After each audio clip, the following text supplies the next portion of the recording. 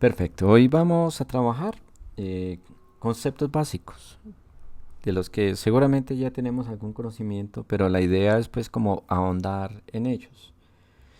Nosotros sabemos que en física,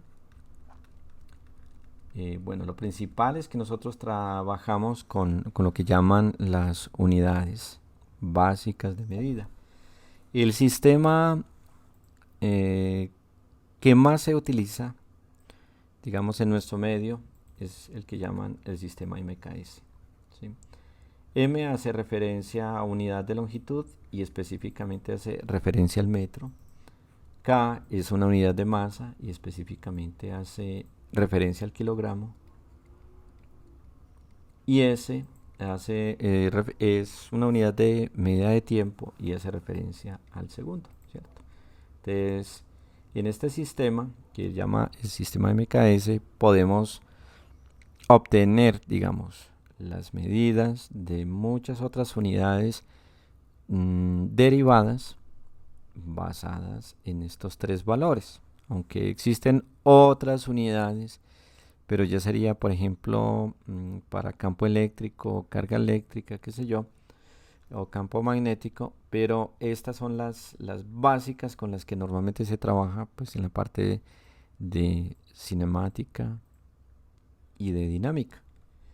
También existe el otro sistema, aunque este es el que más se usa, que es el sistema CGS, que en este sistema, pues las medidas de masa, perdón, las unidades de medida de longitud son centímetros, voy a poner las unidades así, las de masa serían gramos y las de tiempo siguen siendo segundos, ¿no es cierto? Estas no cambian, aunque el sistema más común es el MKS. ¿Por qué están o por qué se trabajan sistemas de medida? Porque lo que se quiere es darle cierto nivel de orden a la forma en que se miden las cosas en física. Pues en la física existen patrones con los cuales medir las cosas. Por ejemplo, hay un patrón de masa para medir las masas, hay un patrón de tiempo para medir los tiempos, ¿sí? Hay un patrón de unidades de longitud pues para medir precisamente a las longitudes y con base en esos patrones pues se miden absolutamente todas las cosas, ¿no es cierto? Entonces, unidades básicas con las que se trabaja son las de longitud, las de masa y tiempo en esta primera parte de física, ¿no es cierto? Por ahora no se requieren otras unidades de medida. Entonces, básicamente vamos a encontrar que existen, digamos, en términos generales, dos tipos de unidades de medida con las que nosotros realizar medidas en física, en términos generales, ¿no es cierto? Podríamos decir que existen las unidades que son escalares y otras unidades que nosotros llamaremos vectoriales. Unidades escalares y unidades vectoriales. Las unidades escalares se caracterizan por ser aquellas en las cuales cuando nosotros realizamos la medida, lo que importa es únicamente la magnitud y no tiene, digamos, ningún otro elemento vinculado o asociado. Por ejemplo, la masa en física se considera un escalar, porque basta con que digamos qué masa tiene un cuerpo y ya no hay ninguna propiedad adicional asociada a lo que es la masa. El tiempo también se considera un escalar, porque de igual manera cuando medimos tiempo no hay ninguna propiedad adicional que nosotros hagamos referencia con respecto al tiempo y lo que nos interesa básicamente es su magnitud. En cambio, las unidades vectoriales con las que nosotros podemos trabajar, como su nombre lo indica, se caracterizan precisamente por poderse representar mediante el uso de vectores. Como ya sabemos, un vector es como una flechita. Entonces, cuando tenemos un vector, tenemos una flecha. Entonces, esa flecha tiene cosas que la caracterizan, ¿no es cierto? Tiene una colita, que es donde empieza la flecha. Tiene la flechita, donde termina la flecha. Tiene una magnitud, ¿no es cierto? Entonces, los vectores se representan mediante letras del alfabeto colocando una flechita arriba, ¿no es cierto? Tienen una magnitud O sea, podemos saber cuántas unidades de largo mide este vector. Y otra característica adicional bien importante es que tiene una dirección que puede ser un ángulo que nosotros midamos con respecto a una línea horizontal. Esa sería otra característica de un vector. Entonces la dirección, digamos que las magnitudes o las características básicas o aquellas que caracterizan un vector son la dirección dada por el ángulo y la magnitud dada por el tamaño del vector. O sea, en términos generales serían básicamente esas dos cosas las que caracterizan un vector. O sea que cualquier unidad de medida que nosotros trabajemos en física que tengan magnitud y dirección debería ser considerada como vector. Por ejemplo, podemos decir que los desplazamientos, más adelante vamos a ver más en detalle qué es lo que representa un desplazamiento. Los desplazamientos que se pueden representar, por ejemplo, si es en una sola dirección, por ejemplo, con X, son cantidades que son vectoriales. O sea, yo tengo que decir en qué dirección me voy a desplazar y adicionalmente voy a decir cuántas unidades, cuántos metros, cuántos centímetros me va a desplazar. Por lo tanto, el desplazamiento debería ser considerado como un vector. Hay otros también que vamos a ver más en detalle más adelante. Por ejemplo, la velocidad. La velocidad también se puede considerar como un vector, porque la velocidad tiene una dirección en la cual apunta, que normalmente suele ser la dirección del movimiento de la trayectoria, o la dirección de la trayectoria, digámoslo así, y tiene una magnitud que viene representado por a cuánto equivale dicha velocidad, ¿no es cierto? Entonces, la velocidad también es un vector, normalmente lo representamos con v. Por ser vector podríamos colocar una flecha, y lo mismo en el desplazamiento, también podríamos colocar una flecha por tratarse de un vector. Y hay otros más, por ejemplo la aceleración, la aceleración también es una magnitud vectorial, la fuerza también es una magnitud vectorial, y bueno, más adelante vamos a ver más magnitudes que también pues son vectoriales, que tienen esa característica de que apuntan en una dirección a nivel del espacio y adicionalmente tienen una magnitud específica que los caracteriza. Entonces ahí están las diferencias básicas entre lo que es un escalar y lo que es un vector. Bueno, sin embargo, hay magnitudes que son escalares que, por extraño que parezca, se obtienen de magnitudes vectoriales. ¿Cómo así? Por ejemplo, en física, la distancia total recorrida se considera un escalar, porque en el caso de la magnitud, la distancia o la distancia es la magnitud, digamos, del desplazamiento. En algunos otros casos es la magnitud de la trayectoria, ¿no es cierto? De la distancia puede ser considerada como un escalar. Y la magnitud de la velocidad, que normalmente se llama rapidez, en la cual, por ejemplo, lo único que nos interesa es la magnitud, no su dirección, sino cuánto vale, también podría considerarse como escalar. La rapidez, ¿no es cierto? Que es la magnitud de la velocidad. Entonces también lo podríamos considerar como un escalar, siempre y cuando no nos interese en qué dirección se está moviendo el cuerpo, ¿no es cierto? Ahora, aquí es muy interesante ahondar un poco más en las magnitudes vectoriales, porque precisamente nos vamos a dar cuenta que hay muchas cantidades que son vectores en física, y que entonces, como hay tantas cosas que se miden en física que son vectores, que se miden mediante el uso de vectores, pues va a ser clave aquí entender qué es un vector, cómo se pueden hacer operaciones con vectores, ¿no es cierto? Porque cuando entendamos todos esos detalles o todas esas propiedades de los vectores, y vamos a más adelante a trabajar con esas magnitudes físicas que representan vectores, pues lo vamos a hacer sin ningún problema, no vamos a tener dificultades porque ya hemos entendido un poco sobre la naturaleza de los vectores. Por eso es tan importante entender un poco la matemática de los vectores en física, ¿no? Porque ya sabemos que hay muchas magnitudes en física que precisamente vienen representadas por vectores.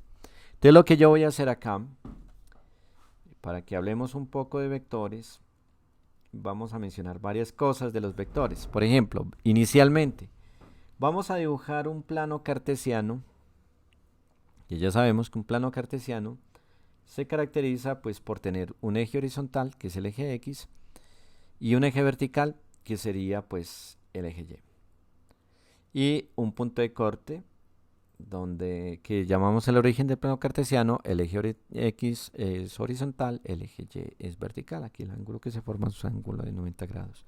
Entonces tenemos un plano cartesiano, y en este plano cartesiano lo que vamos a hacer es pues dibujar un vector, ¿no es cierto?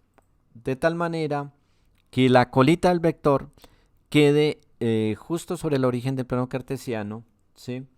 Y el ángulo del vector, que en este caso podríamos llamar la dirección o el sentido, podríamos utilizar cualquiera de los dos términos, lo vamos a medir por definición con respecto al eje positivo de las X. O sea que uno podría cambiar perfectamente esa definición, pero hay que establecer ciertas reglas para uno no confundirse al trabajar con magnitudes físicas. Entonces vamos a ver que este vector tiene proyecciones. En este caso las proyecciones vendrían a ser como la sombra del vector directamente sobre los ejes.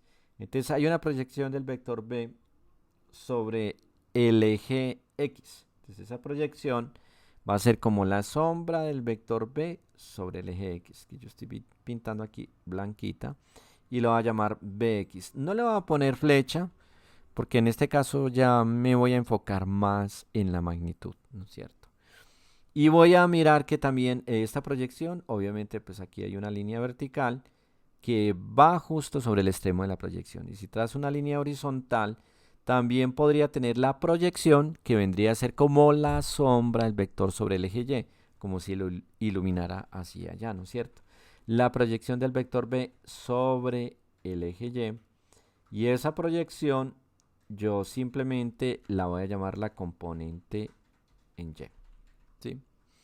Entonces, vamos a ver que las componentes o sea, que todos los vectores tienen dos componentes, o tienen componente horizontal y tiene componente vertical, ¿sí? Entonces, ahorita vamos a ver cómo calcular estas componentes y qué relación existe entre estas componentes y el vector. Entonces, esa relación la vamos a entender mucho mejor cuando entendamos cómo es que se realiza la suma de dos vectores, ¿cierto? La suma de vectores. Entonces, en el caso de la suma de vectores, vamos a ver que si yo tengo dos vectores cualquiera, en este caso no voy a dibujar el plano cartesiano. Cuando no dibujo el plano cartesiano, los vectores que yo dibujo se llaman vectores libres, porque son vectores que están en el espacio, ¿no es cierto? Y que tienen una magnitud, una dirección, y que se pueden mover o desplazar siempre y cuando yo conserve la magnitud y la dirección de esos vectores. Entonces tengo un vector libre en el espacio que voy a llamar A, y bueno, lo voy a pintar en esa dirección, y tengo otro vector libre en el espacio que voy a llamar B. Aquí, obviamente, nuestro vector B pues forma un ángulo con respecto al eje horizontal. Y lo mismo el vector A, solo que para simplificar el asunto decidí pintar mi vector A horizontal, pero podría ir en cualquier dirección y no habría ningún inconveniente. Entonces lo que vamos a hacer con estos dos vectores es la suma vectorial de esos dos vectores, utilizando un método que se llama el método del polígono. Ese método me dice que para sumar dos vectores yo debo colocar bueno, el primer vector, que como es un vector libre yo lo puedo pintar donde quiera. Lo único que tengo que hacer es conservar la magnitud y la dirección del vector A, ¿no es cierto? Y voy a pintar el vector B de tal manera que la cola del vector B coincida con la flecha del vector A, o sea, cola con flecha. Entonces la cola del vector B debe coincidir con la flecha del vector A, y debo obviamente conservar pues la dirección de nuestro vector, ¿no es cierto? Ni la dirección ni la magnitud pueden cambiar, ¿sí? Tienen que seguir siendo exactamente igual. Ahora, la suma vectorial de estos dos vectores se obtiene de unir la cola del vector A con la flecha del vector B. O sea, la cola del primer vector con la flecha del último vector, colocando la flecha en el último vector, es la suma vectorial de estos dos vectores. O sea, este es el resultado de la suma del vector A con el vector B. La suma del vector A con el vector B. ¿Sí? En este caso, nosotros podríamos encontrar la magnitud de este vector utilizando pues la trigonometría, específicamente pues con el teorema del coseno podría salir, pero no me voy a meter con esos detalles, digamos para no complicar un poco las cosas, y por ahora simplemente nos vamos a enfocar en que este vector se obtiene de unir la cola del primer vector con la flecha del último vector, ¿no es cierto? Y eso nos da la suma de los dos vectores, siempre uniendo la flecha, poniendo la cola del segundo vector sobre la flecha del primer vector, y la suma daría la cola del primer vector con la flecha del último vector, colocando la flecha en el último vector. Básicamente así vamos a sumar vectores. La resta de vectores, que es otra operación que nosotros vamos a necesitar hacer, la resta de vectores la vamos a hacer de la siguiente manera. Entonces, para hacer la resta vamos a colocar otra vez nuestro vector A, conservando tanto la magnitud como la dirección del vector A. Y vamos, en lugar de colocar la cola del vector B sobre la flecha del vector A, vamos a unir es cola con cola. Es decir, nuestro vector B lo vamos a colocar de manera que la cola del vector B coincida con la cola del vector A. Aquí tenemos nuestro vector cola con cola, ¿sí?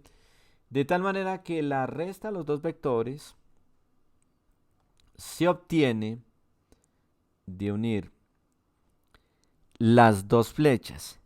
Y la flecha a la resta siempre va a estar en la flecha del primer vector. ¿Cómo así que la flecha del primer vector? O sea, esto es A menos B, ¿sí? Y la flecha A menos B está en el vector A, que es el que yo llamo el vector, el primer vector, ¿no es cierto? Entonces, para la resta, recordemos que unimos cola con cola. La resta es la unión de las dos flechas, y la flecha de la resta siempre va a estar en la flecha del primer vector, teniendo en cuenta que nuestro primer vector, lo que llamo acá yo el primer vector, sería pues este es el que yo llamo el primer vector, el vector A, ¿sí? Que es el vector que yo le voy a restar el vector B. Entonces, de esta manera pues restamos vectores. Esa es otra operación que se puede hacer. Entonces ya sabemos cómo sumar vectores y sabemos cómo restar vectores. Y esto más adelante lo vamos a ver aplicado en física. Por eso es importantísimo pues llega a entender esto bien.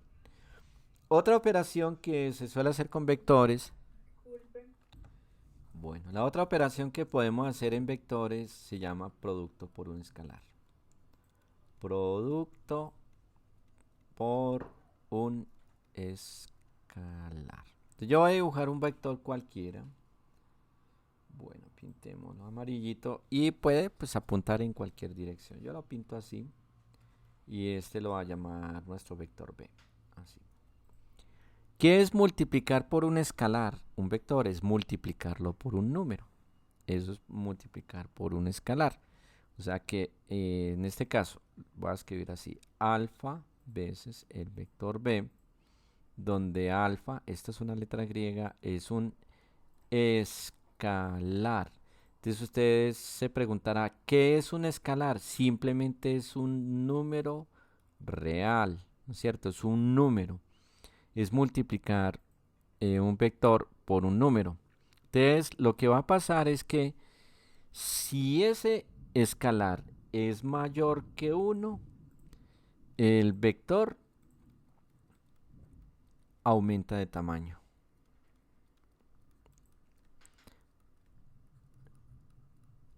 Aumenta de tamaño, ¿no es cierto? En el caso de que el escalar sea mayor que 1. Si ese escalar está entre 0 y 1, pero es decir, es menor que 1 y mayor que 0, el vector disminuye de tamaño. Si ese escalar es negativo, el vector cambia de dirección. cambia de dirección. En el caso de que el escalar sea negativo. Entonces vamos a ver ejemplos. Bueno, lo voy a hacer con un vector horizontal porque pues me queda más fácil de dibujar, pero no importa, podría ser vectores apuntando en cualquier dirección. Entonces supongamos que tenemos un vector horizontal, pero puede ser un vector en cualquier dirección, digamos de 3 unidades. Entonces cada rayita acá es una unidad del vector. Entonces yo sé que este vector, miren cómo es de esta forma en que se caracteriza un vector. Se pone la magnitud, que son 3 unidades, y se pone punto y coma la dirección, que en este caso, como es horizontal, voy a decir que tiene un ángulo de 0 grados. Entonces voy a multiplicar este vector por un escalar. Entonces voy a hallar el resultado de multiplicar el vector b por 2. ¿Sí? O sea, voy a hallar el vector 2b. ¿Qué hay que hacer? Simplemente coger la magnitud del vector, que en este caso son 3 unidades, y multiplicarlo por 2. Entonces me va a quedar como resultado un vector de 6 unidades. Y como el escalar por el cual yo estoy multiplicando es positivo, la dirección del vector no debe cambiar. Entonces lo que va a hacer es dibujar un vector cuya magnitud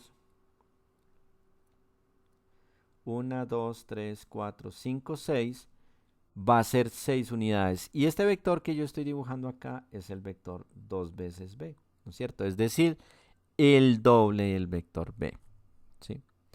Ahora, ¿qué pasaría si yo lo multiplicara por una cantidad negativa? Por ejemplo, calcular menos 3b. Nuevamente, cojo la magnitud del vector, que es 3 unidades, y lo multiplico por 3, ¿no es cierto? Me va a quedar, o sea, 3 por 3 unidades, me va a quedar un vector de 9 unidades. Pero como el escalar es negativo, la dirección del vector se me tiene que invertir. O sea, voy a dibujar un vector de 9 unidades con la flecha para este lado. Entonces, bueno, vamos a ver. Aproximadamente 1, 2, 3, 4, 5, 6, 7, 8, 9. Bueno, yo la verdad no están muy bien las unidades. 1, 2, 3, 4, 5, 6, 7, 8, 9. Pues porque no está a escala. Es difícil dibujarlo a escala. Pero aquí tenemos la cola del vector y aquí tenemos la flecha del vector y este es el vector menos 3b. Que lo que hace es multiplicar el vector por 3, ¿no es cierto? O sea, multiplicarlo por 3 y cambiarle la dirección. En el caso de que yo utilice un escalar que está en 3, 0 y 1, por ejemplo, un medio, o si quieres 0.5, porque un medio es 0.5, y voy a hallar un medio de b o simplemente 0.5b, lo que hace es reducir este vector a la mitad. Es decir, la longitud del vector ya no serían 3 unidades. O sea, cojo la magnitud del vector y la multiplico por 0.5. La magnitud del vector son 3 unidades. Y 3 unidades por 0.5 da 1.5. Y me va a dar un vector, digamos, de 1.5 unidades. Bueno, aquí lo voy a poner como más cortico. O sea, 1,5 unidades. Un vector más chiquito. Aquí está más pequeñito. De tal manera que este es el vector 0.5b. O sea, me redujo el vector a la mitad. Lo que estamos haciendo en este caso es coger un vector y multiplicarlo por un escalar, porque eso puede suceder. Entonces, lo que hace el escalar es o aumentar el tamaño del vector o reducirlo, dependiendo de cómo sea el escalar. Intercambiar también la dirección del vector en el caso de que el escalar sea una cantidad negativa. Bueno, entonces vamos a volver de nuevo a nuestro vector del que estábamos hablando hace un rato, que era el vector b, y de las componentes de este vector, que son las proyecciones del vector directamente sobre los ejes. Entonces aquí vamos a hablar de lo que son las componentes de un vector. Componentes. Esto resulta muy útil porque facilita de una manera impresionante los cálculos en física. De hecho, los físicos se dieron cuenta que muchos cálculos se hacen muy fácil. em, en lugar de trabajar directamente con los vectores y de realizar, por ejemplo, las sumas vectoriales utilizando el método del polígono, es mucho más fácil más bien coger los vectores, descomponerlos en componentes rectangulares. Estas se llaman componentes rectangulares de un vector, que son las componentes horizontales o llamadas componentes en X, y las componentes verticales, que son llamadas componentes en y trabajar todo el problema más bien con las componentes que hacerlo directamente con los vectores. Entonces uno puede ver, por ejemplo, que la componente en Y acá, yo la puedo, como es un vector libre, también lo puedo desplazar y ponerla acá, ¿no es cierto? Yo la puedo poner acá. Este vector que estoy pintando acá es también la componente Y. Pues tiene la misma magnitud, tiene la misma dirección. Y lo que puedo observar es que el vector B es la suma vectorial de la componente en X. Aquí sí tengo que poner flechita. Y la componente en Y. Cuidado que cuando digo suma vectorial es diferente a la suma algebraica. No es, y esto no sería cierto, o sea, que por ejemplo, si yo sé que la componente en X vale 3 y la componente en Y vale 2, la magnitud del vector B va a ser la suma algebraica de estos dos valores, 3 más 2, 5. No, eso no es cierto, ¿no es cierto? Realmente este vector es la suma vectorial de estos dos vectores, pero es diferente a la suma algebraica, ¿no es cierto? Es diferente a hablar. Suma vectorial es lo que explicamos ahorita. Mira que aquí estamos poniendo la cola del segundo vector sobre la flecha del primer vector y la suma es la unión de la cola del primer vector con la flecha del último vector. O sea, lo que vimos ahorita sobre el método del polígono para sumar dos vectores. Ahora, sí es posible calcular la magnitud del vector. Entonces, ¿cómo vamos a representar la magnitud de un vector en física? Vamos a utilizar varias notaciones. O sea, la magnitud de un vector se puede representar de varias maneras. Uno es poniendo el vector entre un par de barritas. Estas barritas se llaman como de valor absoluto. Esto quiere decir la magnitud del vector. Hay otros textos que usan dos barritas porque como hacen referencia a un vector y no a un número, entonces consideran que es más conveniente usar las dos barritas. Sin embargo, la mayoría de los textos usan en lugar de doble barrita acá, una sola barrita acá, ¿no es cierto? Pero es la misma cosa, hace referencia a lo mismo que es la magnitud de un vector.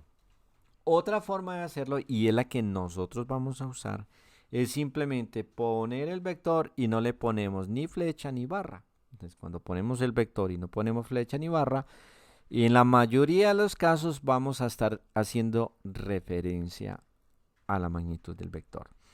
En los libros también se utiliza esa forma para representar la magnitud de un vector, pero hay otra forma en la que representan los vectores en los libros y es poner el nombre del vector en negrita.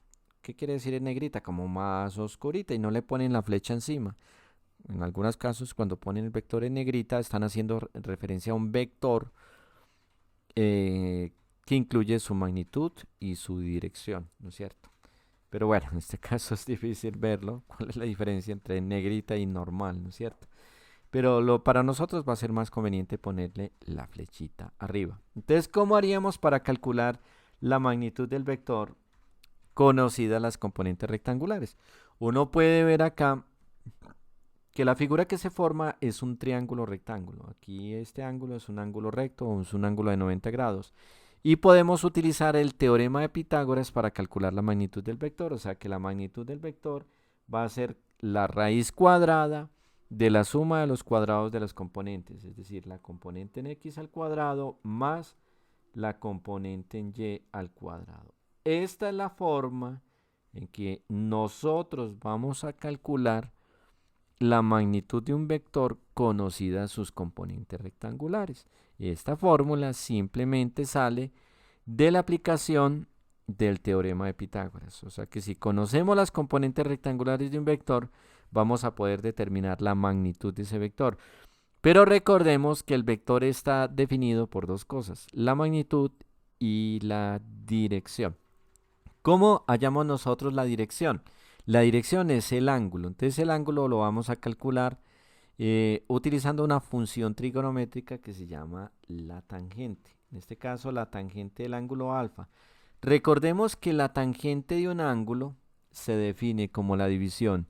Y esta es una definición del cateto opuesto del triángulo sobre el cateto adyacente del triángulo.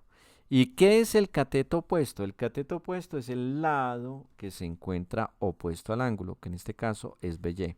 Está opuesto al ángulo.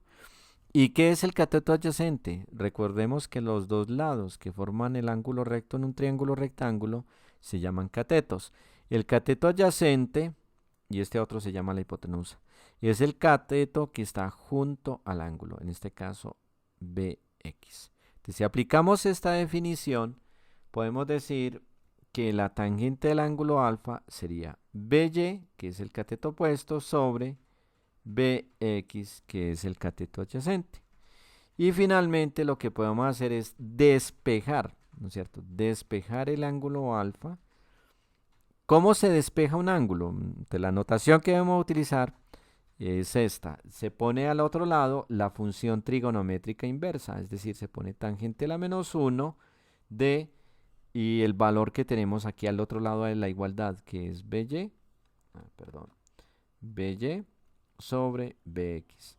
Miremos que, ¿cómo entenderíamos esto? Que BY sobre BX da un número, va a dar un número, 1, 5, 7, 0.8, cualquier número va a dar esta división. Y nosotros lo que estamos haciendo es encontrar un ángulo cuya tangente sea ese número.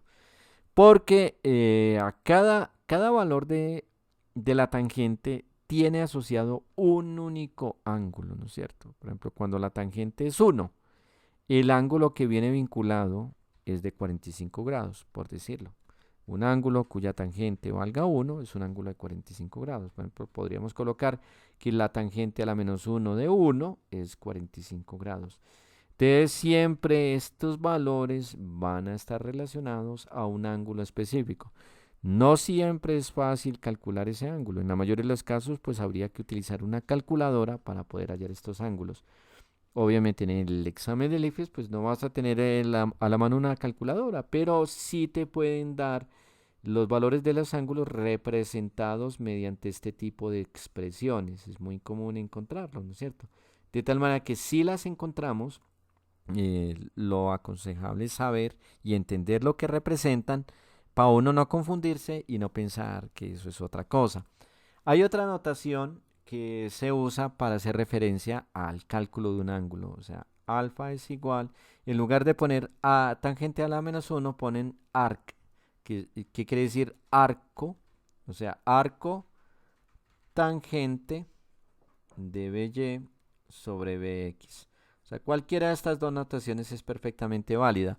Sin embargo, la que más se usa es la de arriba, por eso voy a borrar esta, porque esta casi no se usa. Si usa poquito, la pongo pues por si de pronto llegasen a mencionarla, pero no, la que más se usa es esta, tangente a la menos 1 de BY sobre BX.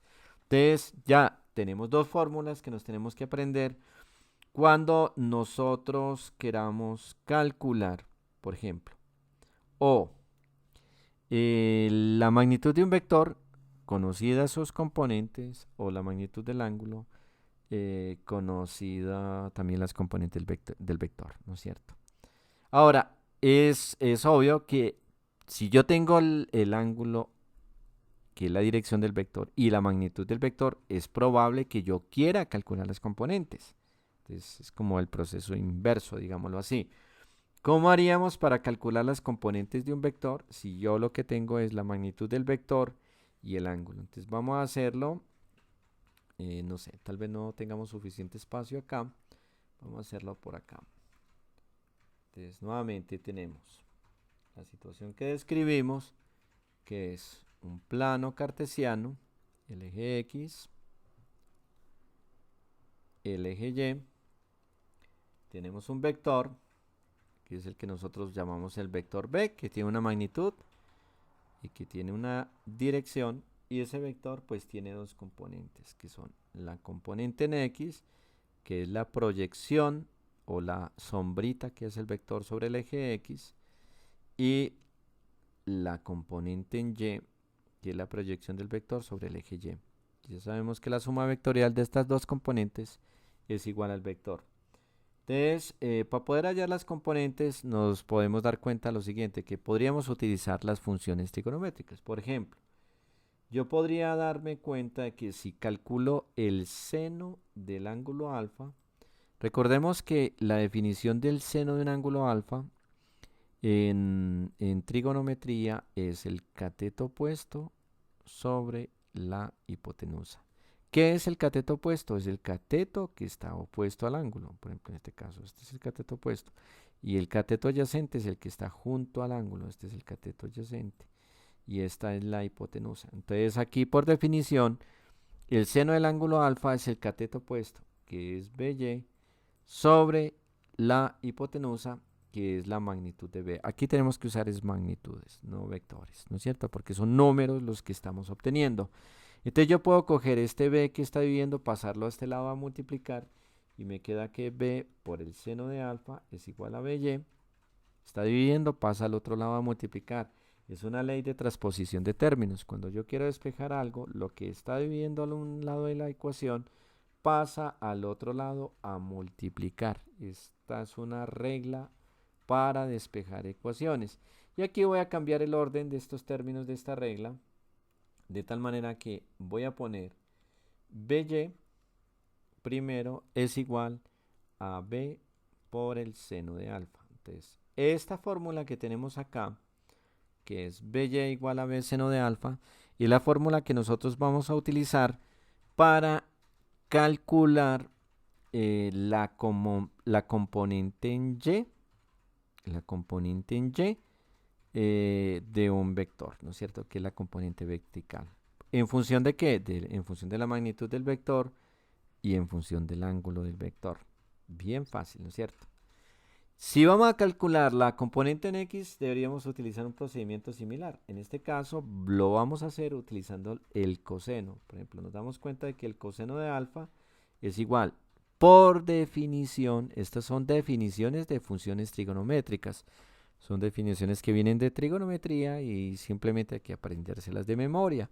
El coseno de un ángulo va a ser el cateto adyacente sobre la hipotenusa. O sea que aquí el coseno del ángulo en este triángulo va a ser el cateto adyacente, que es BX, sobre la hipotenusa, que vale B. Y hacemos un proceso similar. La B que está dividiendo pasa al otro lado a multiplicar, o sea, B por el coseno de alfa es igual a BX. Y finalmente ya despejamos el ángulo, pero yo lo voy a escribir con estos dos términos al revés, de tal manera que ponemos primero Bx igual a B por el coseno de alfa.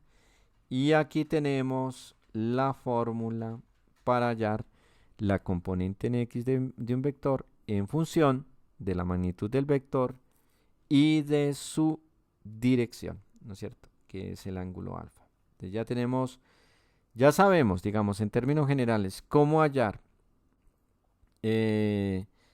la magnitud del vector en función de las componentes, que fue la primera fórmula que vimos, que la magnitud del vector B es la raíz cuadrada de bx al cuadrado más by cuadrado, el ángulo que se obtiene de la tangente, ¿no es cierto? Esta es otra fórmula que vamos a necesitar. Y el ángulo que se obtiene a partir de la tangente, el ángulo es igual, recordemos que nos había dado la tangente a la menos 1 de by sobre bx. O sea, básicamente estas cuatro fórmulas que yo estoy escribiendo acá, las vamos a necesitar más adelante cuando trabajemos con magnitudes vectoriales, que en el caso de física suelen ser muchas, pueden ser velocidades, podrían ser las aceleraciones, podrían ser fuerzas. Y bueno, estos cálculos van a ser claves para poder entender muy bien cómo son las operaciones. Bueno, en términos generales, esto es lo que tenemos que saber sobre vectores. Yo creo que no hay que ahondar mucho más porque, como sabemos, el ICFES hace preguntas que no ahondan, no necesariamente ahondan mucho en la teoría y no hay necesidad de saber pues cosas extremadamente profundas. Con conocimientos básicos o fundamentales, nosotros nos podemos defender muy bien. Entonces, ya que vimos esto, entrémonos ya al campo un poquito, al campo de la física y vamos a hablar algo sobre cinemática, ¿no es cierto? Que es precisamente el estudio del movimiento de los cuerpos en física. La cinemática estudia el movimiento de los cuerpos en física, pero digamos que no le interesa qué es lo que produce esos movimientos. Las cosas se mueven, no nos interesa saber por qué se mueven, pero queremos describir el movimiento de esas cosas que se mueven, ¿no es cierto? Entonces, y importante entender algunos conceptos. Por ejemplo, entender el concepto de lo que es un sistema de referencia. Entonces empecemos con lo que es un sistema de referencia. Esto lo vamos a necesitar. Referencia. Sistema de referencia en física. ¿Qué va a componer un sistema de referencia en física? Entonces va a estar compuesto de dos cosas. Uno, de un plano cartesiano, ¿no es cierto? Un plano cartesiano con un eje X y con un eje Y que nosotros debemos especificar dónde lo vamos a colocar. Obviamente, pues en casos más complejos, nuestro plano cartesiano podría ser de 3 dimensiones o podría tener un eje X, un eje Y y un eje Z, que serían los 3 ejes fundamentales que describen a cualquier punto ubicado en el espacio.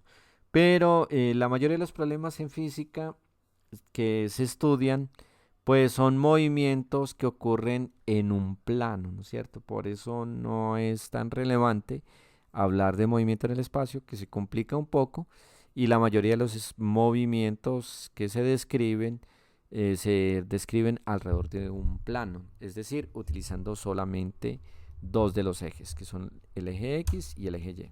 Entonces sabemos que podría existir, claro, un tercer eje, que sería el eje Z, en caso de que el movimiento ocurra en el espacio.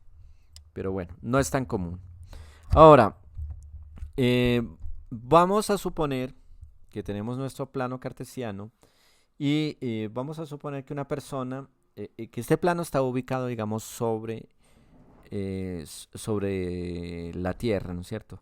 Y una persona se va a mover a lo largo de la Tierra partiendo desde un punto inicial, ¿no es cierto?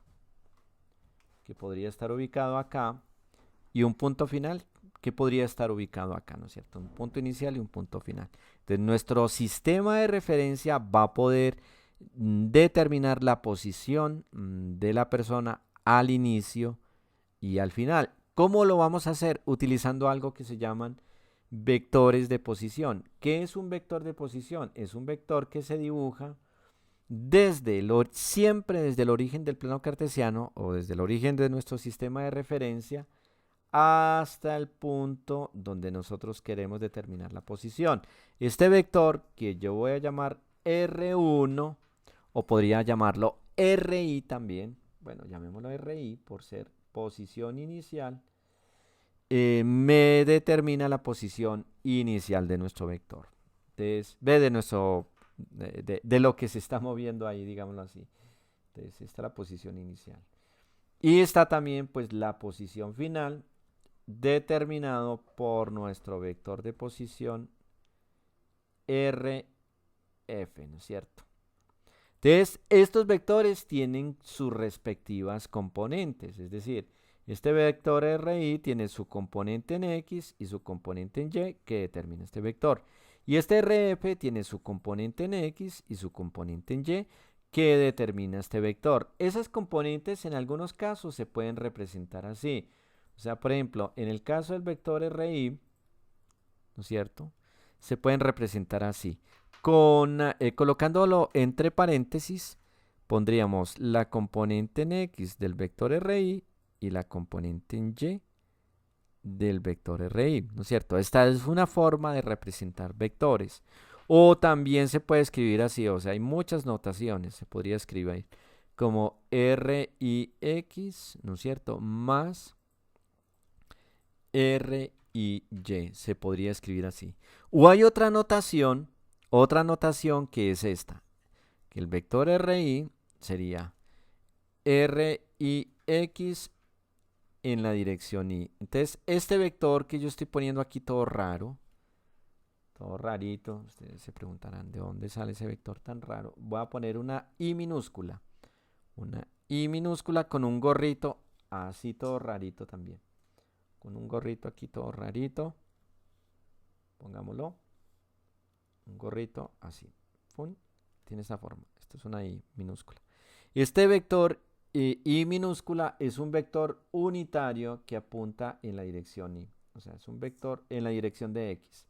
Es un vector unitario que apunta en la dirección de X.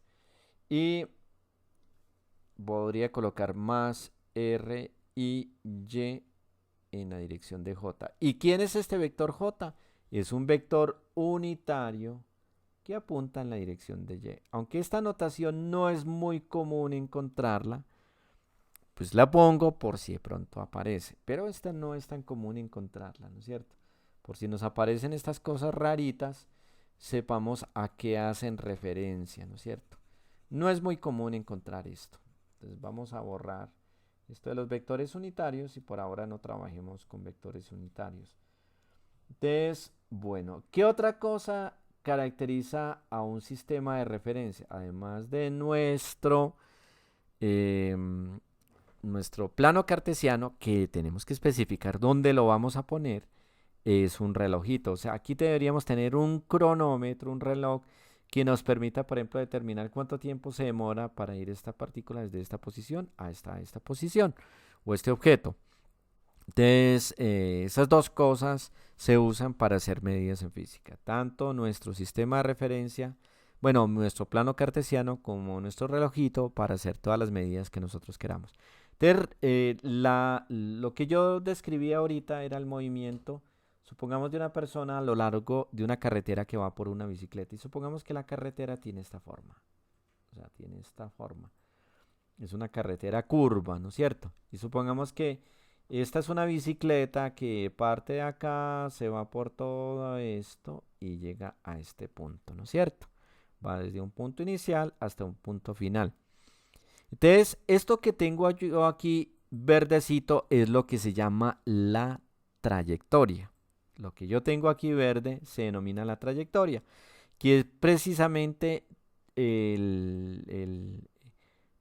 está descrita por todos los puntos por los cuales pasó esta persona en bicicleta, ¿no es cierto? Esa sería la trayectoria.